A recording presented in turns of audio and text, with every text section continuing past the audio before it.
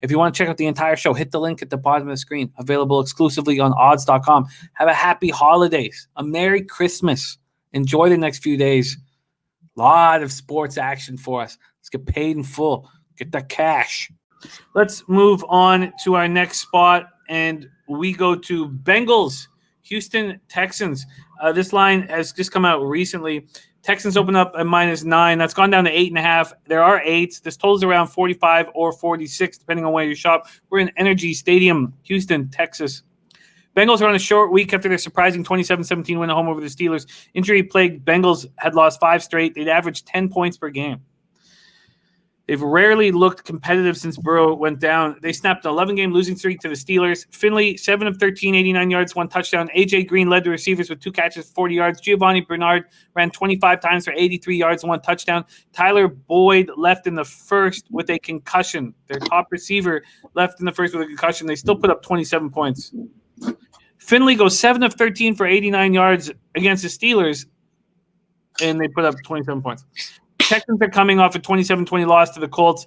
Deshaun Watson was 33 of 41 for 373 yards, 2 touchdowns, 0 interceptions. Kiki Kute fumbled with 19 seconds to go. I mean, it's just crazy how these storylines are so unbelievable. Unbelievable that this would happen again. Almost the exact same way. David Johnson, leading receiver with 11 catches for 106 yards. That was very, very interesting. They could only manage 83 yards on the ground from 21 carries. They started the day without Duke Johnson and C.J. Prosise because of injuries. They lose right tackle Titus Howard to a concussion, and the Titus Howard stayed in Indianapolis Hospital for precautionary reasons. There you go, Bengals Texans. I thought that obviously I didn't think I was going to win the Survivor Pool last week. I was going to be taking the Texans this week in the Survivor Pool. What do you think of this spot, Bebsy? Take it away. I don't know. I think this is 2 garbage teams. One coming off a garbage win against a franchise that is currently falling apart. So I can't put any stock in them. And also, like, for reasons we've mentioned several times, I can't put any stock in Houston. I don't have any interest in this. I mean, Viper hit the nail on the head. Houston -8 seems easy, but Watson has no wide receivers. If your look is Kiki Kuti or your David Johnson is leading the receivers, I just can't bet a team that is built that way. So there's no play in this for me. I might go back to that well and try and clean up on a Watson rush prop after it was low last week, but I've got no interest in betting this line.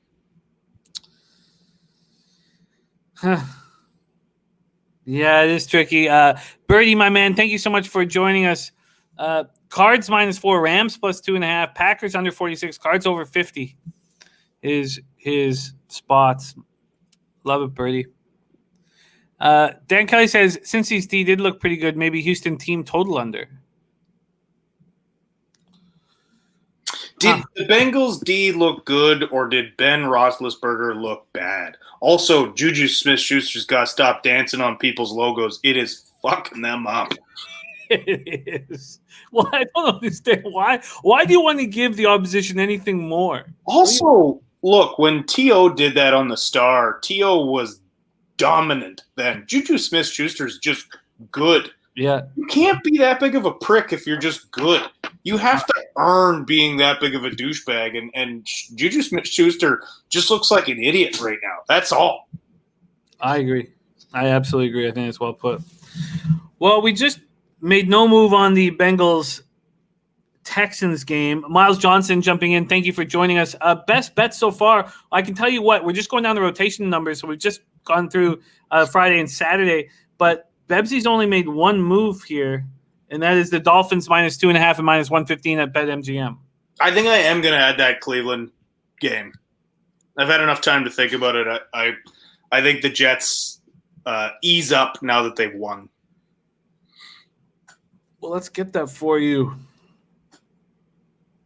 We can get you the Bengals. The Browns minus 9.5 and minus 110 at FanDuel. Let's do it. And I'm on the under in that game. I can't believe I'm betting the Browns. Okay, let's Prince, roll. I had like 24 bets last week. I don't know what this. That's the most I've ever seen you in my entire life. Yeah, I got a little out of hand last week. I don't think there's anything wrong with it. Hey, dude, you're hitting it 56%. The thing is that what I've got to do, I felt guilty because I was looking at your numbers and I was like, Jesus, look at all these minus 120s.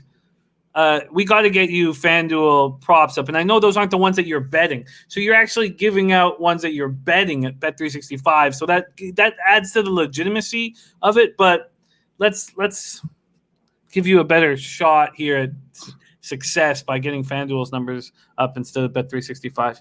Okay, we move on to Colts Steelers. This is a very interesting game. 1 p.m. Eastern on Sunday. The Colts open up as 2.5-point dogs. Now they're 2-point favorites. I mean, this is crazy.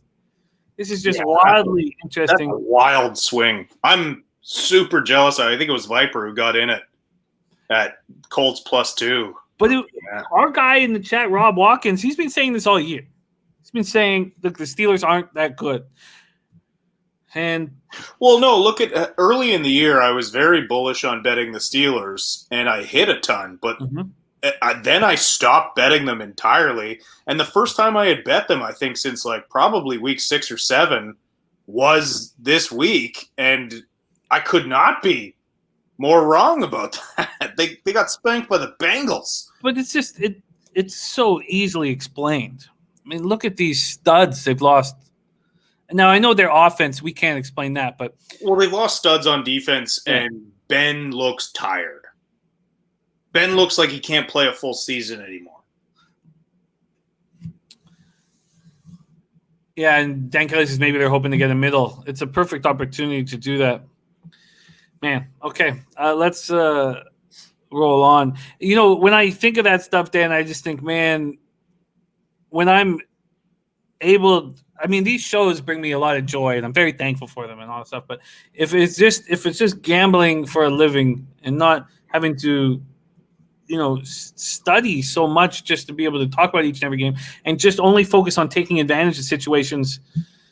God, the hammering opening lines at the middle and waiting for that line to come out and destroying it with as much money as possible and then getting the middle at the end of the week is extremely enticing as a lifestyle. Heinz Field, Pittsburgh, Pennsylvania. Indianapolis Colts 10-4, 5-2 on the road at the Steelers, 11-3, 6-1 at home. 34 Fahrenheit, mostly cloudy, 7 miles per hour. Colts coming off 27-20 home win over the Texans. I was very thankful to stay off of it when it got to 7.5. And I like that you were on it at 7. And then they barely – I mean, it takes a Darius Leonard forced fumble to – but, Bobby Okereke, Darius Leonard, these guys are studs. Colts have now won 3 straight. Tied with Tennessee, top the AFC South. Move a little closer to the Titans in division. And that's the second tiebreaker. Phillip Rivers, 22-28, 228 yards, 2 touchdowns, 0 interceptions. Jonathan Taylor ran 16 times for 83 yards. Zach Pascal caught 5 passes for 79 yards. And the Colts get Rigoberto Sanchez back 3 weeks after he underwent surgery to remove a cancerous tumor. These are the types of storylines that a team rides all the way to – I'm not going to, but to glory. Let's not talk Super Bowl or anything like that, but you need these sort of things going on in the locker room. You need these storylines. You need to look over and see a guy who, had the cancerous tumor removed, and then you understand. I also help, makes you think that, there's things bigger than sports, but it also does bring everybody together and make you fight a little harder. Marcus Johnson, there was one of their receivers left in the first half with an injured quad, did not return. Steelers coming off 3rd straight loss, most embarrassing of the season, 27-17 at lowly Cincinnati. Big Ben, 20-38, under 70 yards, 1 touchdown, 1 interception. He had 19 passing yards in the first half.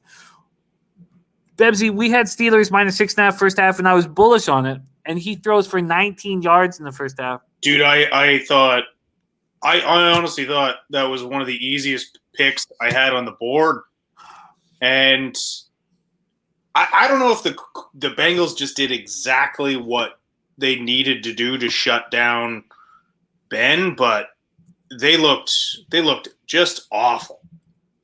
And it didn't help that Juju got blown up and turned over the ball on that play. But look, teams, Ben cannot throw the ball deep anymore. Ben looks his age. And all they need to do is shut down this short passing game. And who better to do that than this Colts team? So, I mean, I hate that. I mean, if I'm Viper sitting there with that 2.5, I'm loving it. But I still think there's tons of value in the Colts here. This is just one team that's imploding, and the other team is just getting stronger. Yeah, no, I mean, I don't think that win over the Texans was a good example of them getting stronger. But that Texans team does play them tight, and you see them play much better against other teams outside of the division.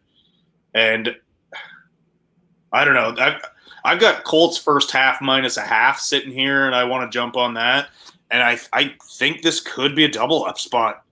Very quickly, Joseph Browning says, "What do you think of the over 38 in the BYU game second half?" Joe, I'm not watching the game, so I can't give a fair appraisal. But I did bet BYU.